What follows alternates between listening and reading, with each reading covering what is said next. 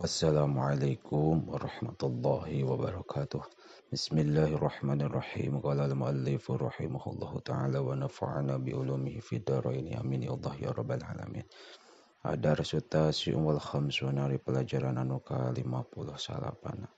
Bi tahrimi dzulmi eta tetep dina martelakeun haramna ngadolim. Wa fil amri sareng dina marentahkeun bil ma'rufi kana kalusan. Wa nahyi sareng martelakeun dina ngalarang anil mungkari tina pamungkaran. Qala ngadawu sallallahu ta'ala Gusti Allah ta'ala. Ma lizalimina min hamimi wala syafi'i yuta. Ma lizalimina henteu aya eta tetepikeun jalma-jalma anu zalim min hamimin ari sobat wala syafi'in jeung teu aya anu nulungan yuta'u anu diturut ieu syafi' wa qala ta'ala sareng ngadawu Allah ta'ala wa maliz zalimina mi waliyyi wala nasyir wa maliz zalimina jeung teu aya eta tetepikeun jalma-jalma anu zalim min waliyyin ari anu nulungan wala nasyirin sareng tegasna anu nulungan. Wa qala ta'ala sareng ngadawu Allah ta'ala wa takum minkum ummatu yad'una ilal khair wa takun sareng kudu bukti minkum eta ti aranjeun naon ummatun hiji umat yad'una anu ngajak ieu umat ilal khairi kana kaalusan wa ya'muruna sareng nitah ieu umat bil ma'rufi kana kaalusan wa yanhauna sareng ngalarang ieu umat anil mungkari tina pamungkaran. Ulaika sareng ari itu umat hum eta ari itu umat al muflihuna eta anu bagja kabeh. Wa qala ta'ala sareng ngadawu Allah ta'ala kuntum khaira ummatin ukhrijat linnas kuntum bukti aranjeun khaira ummatin eta pang alusna umat ukhrijat anu dikaluarkeun ieu umat linnasi ka jalma-jalma ta'muruna anu nitah ieu umat bil ma'rufi kana kaalusan wa tanhauna sareng nyaram ieu umat anil mungkari tina pamungkaran. Wa qala ta'ala sareng ngadawu Allah ta'ala wal mu'minuna wal mu'minatu ba'duhum awliya'u ba'd wal mu'minuna sareng ari lalaki mukmin wal mu'minatu sareng awewe anu mukmin ba'duhum eta ari sawarehna ieu anu kabeh awliya'u eta kapercaya awliya'u ba'din eta kapercayaan sawarehna deui. Ya'muruna anu marentah ieu kabeh bil ma'rufi kana kaalusan wa yanhauna sareng ngalarang ieu anu kabeh anil mungkari tina pamungkaran. Wa qala sareng ngadawu Rasulullah sallallahu alaihi wasallam ittaqu kudu sieun aranjeun al zulma kana migawe dolim. Fa inna zulma mangka sayaktosna zalim zulumatun eta pirang-pirang popoek yaumul kiamati dina poe kiamah. Wattaku sareng kudu sieun aranjeun asyuha kana koret fa inna syuha mangka sayaktosna koret ahlaka eta ngaruksak ieu syuh man ka jalma kana anu bukti ieu man teh qoblakum eta disamemeh aranjeun wa hamalahum sareng ngadorong ieu syuh ka jalma-jalma ala angsapaku kana yen ngocorkeun ieu jalma-jalma dima ahum kana pirang-pirang getihna ieu jalma-jalma wastahallu sareng halalkeun ieu jalma-jalma maharimahum kana pirang-pirang anu diharamkeun ka jalma-jalma. Rawah ngariwayatkeun kana ieu hadis Muslimun Imam Muslim. Wa rawah sareng ngariwayatkeun aidon deui sah Muslimun Imam Muslim an Abi Hurairah tatampi ti Abi Hurairah. Anna Rasulullah sallallahu alaihi wasallam sayaktosna Rasulullah sallallahu alaihi wasallam qala eta ngadawu Rasul atadruna nahanyaho aranjeun man ka jalma al muflisu anu muflis qalu ngadawu ieu sahabat al muflisu ari jalma muflis fina di kami man eta jalma la dirhama anu teu boga duit lahu eta tetep ka ieu man wala mata'a sareng teu boga banda. Faqala mangka ngadawu Rasul innal muflisa mangka sayaktosna jalma muflis teh min ummati ti umat kaula man eta jalma ya'ti anu datang ieu man yaumul qiyamati dina poe kiamah bisolati mawa salat wasyami sareng mawa puasa wa zakati sareng mawa zakat wa ya'ti jeung datang ieu man wat qad syatama halna nyarekan ieu man hadza kana ieu wa qadzafa sareng nuding ieu man hadza kana ieu wa qala sareng ngadahar ieu eman mala hadza kana harta anu ieu wasapaka sareng ngacorkeun ieu eman da mahada kana getihna anu ieu odroba sareng geus neunggel ieu eman hadza kana ieu payu'dha mangka dibere saha hadza ieu jalma min hasanatihi tina pirang-pirang kaalusanana ieu si eman wa hadza sareng ari ieu jalma min hasanatihi tina pirang-pirang kaalusanana ieu eman paniat maka lamun beak naon hasanatuhu pirang-pirang kaalusanana ieu eman qabla ayaqdiya dina samemeh yen mayar ieu eman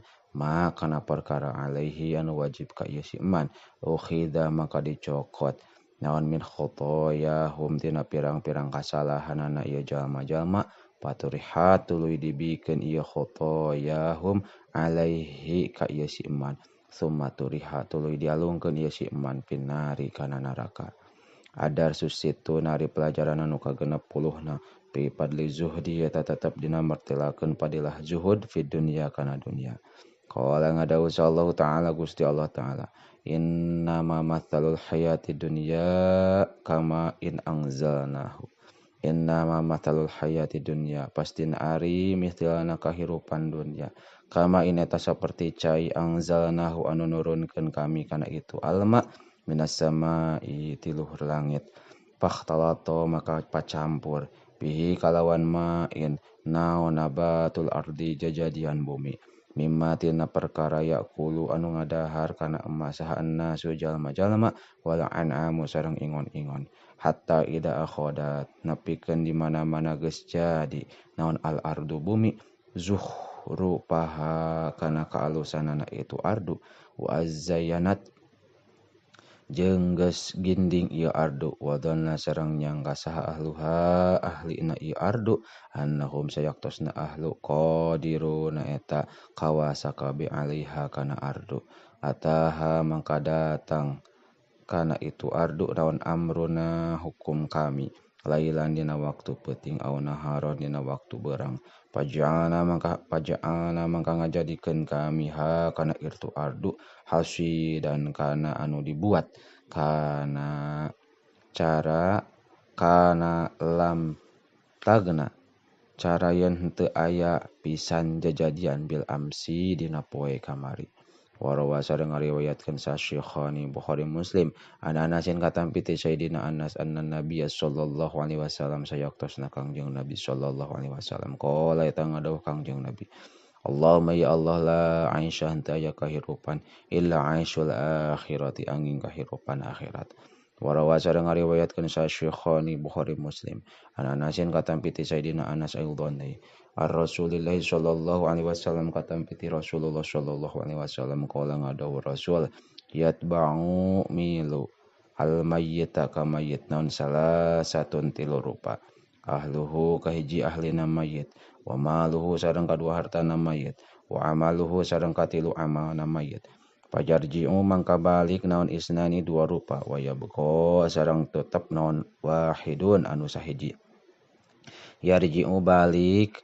saha ahluhu ahlina mayyit wa maluhu sareng hartana mayyit wa yabqa sareng tetep naon amaluhu amalna ieu si mayyit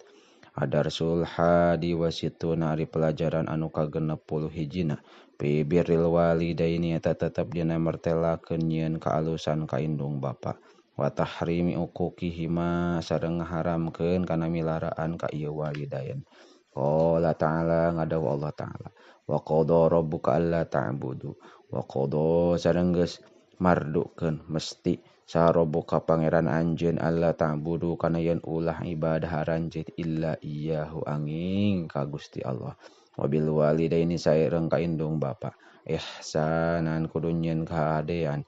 imma yablugonna lamun nepi nyaan indaka eta tetep diaranjeun naon al-kibaro kana pikun saha ahaduhuma salah sahijina ieu walidain au kilahuma tawaduanana ieu walidain falatakul maka ulah ngucap anjeun lahuma ka ieu walidain uffin kana kecap uff walatan harhuma sareng ulah nyentak anjeun ka ieu walidain wa qul sareng kudu ngucap anjeun lahuma ka itu walidain qaulang karima kalawan ucapan anu mulia. Wakhfid sareng kudu ngarendahkeun anjeun lahuma ka itu walidain janahadzulli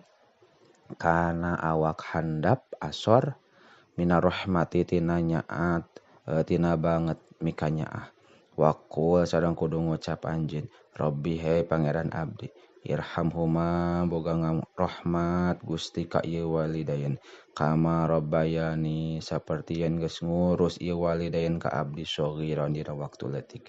Warawa sareng ngariwayatkeun sa Syekhani Bukhari Muslim ani Ibnu Mas'udin katampi ti Ibnu Mas'ud. Qala ngadahu Ibnu Mas'ud saatu tos naros kaula an-nabiy sallallahu alaihi wasallam kakung jeung Nabi sallallahu alaihi wasallam ayyul a'mali eta naon pirang-pirang amal ahabu anu leuwih dipikaresep ilallahi ta'ala ku Gusti Allah ta'ala. Qala ngadau kangjeng Nabi as-sholatu eta salat ala waqtiha dina awal waktuna salat. Qultu tumaros kaula summa ayu